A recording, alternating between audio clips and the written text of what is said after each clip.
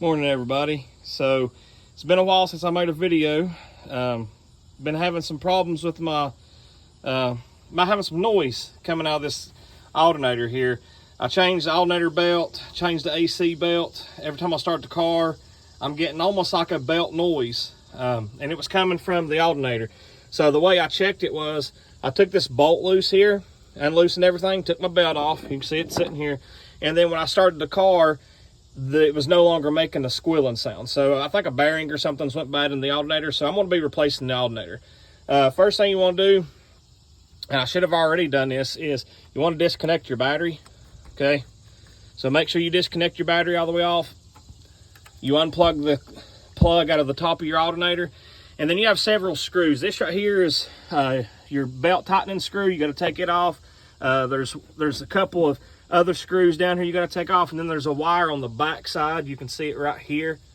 You got to take it off. So there's several screws, but they're really easy to get to. So you're going to take this off, pull it out, and then my new alternator is supposed to be in at 3 o'clock today. So I'll continue the video whenever I get this one off here and get ready to put the new one on.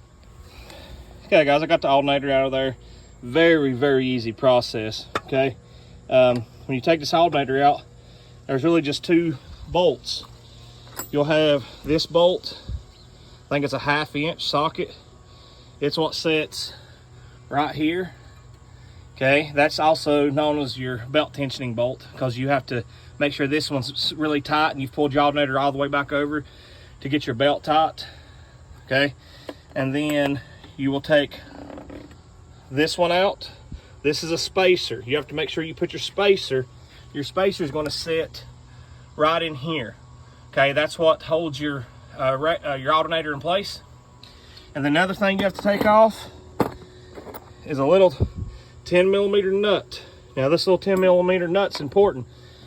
It's what goes on this wire that supplies juice to your alternator. Okay, and then other than just taking your plug out to the top of your alternator, really easy process. Took maybe 10 minutes. It took me longer to find the right parts than anything. So this is the original AC Delco. See here, the original AC Delco alternator. So this alternator's been in this car for 37 years. So it's served its purpose. I just called. The new alternator is a 94 amp. Okay. Now, this is a carbureted 305. Carbureted 305 with air conditioner, you want a 94 amp. If it's a tune port injected with air conditioner, you want a 108 amp. If your car does not have air conditioner, which, you know, most Irocs I've seen have air conditioner, but I mean, you might be working on something else besides an Iroc. But if your car does not have air conditioner, then a 78 amp is the one that you will be needing. So, it's about lunchtime now, about 12 o'clock. It's an hour drive to pick up this part, about a 45-minute drive, I'd say. So I'm going to, and the reason it's that long of a drive, I have an O'Reilly's that is 10 minutes from my house, but they can't get this alternator in until Monday. Today's Saturday, and I'd like to go ahead and get it in so I can make sure it's working, because I've got a big car show next weekend. So I'm going to just make the 30-40-minute drive to the next O'Reilly's a couple towns over and get the alternator, and then once I get it installed, I'll show you what it looks like installed. Okay, guys, I got the new alternator installed. Like I said, super easy process. But come to find out, I was still getting that noise even after a new alternator. And I just replaced this belt back in December. But what I did, the same thing I had to do to my AC. I had to go buy a thicker alternator belt. Once I put that on there, it makes no noise at all. So really, the alternator is probably not bad, but at least I got a new one in there now. Now, I did keep the original alternator because it was an AC Delco made in the United States alternator. And whether it's good or bad, you know, if it is bad, I'm going to have it rebuilt. That way, you know, I could put it back on this car, because this car pretty much is the all original motor. The only thing I've changed out is just the AC and then some of the relays and plugs, but everything else on the car is all original. So I may put the old alternator back on there, or at least send it off to see if you know, if it does need to be rebuilt or not.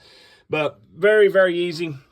Whenever you put your belt back on and you tighten this up, you want to make sure you can stick a wrench in here to help you pull the alternator over, because you want your alternator, if you're facing the car, to be pulled to the left as much as possible when you tighten this bolt up.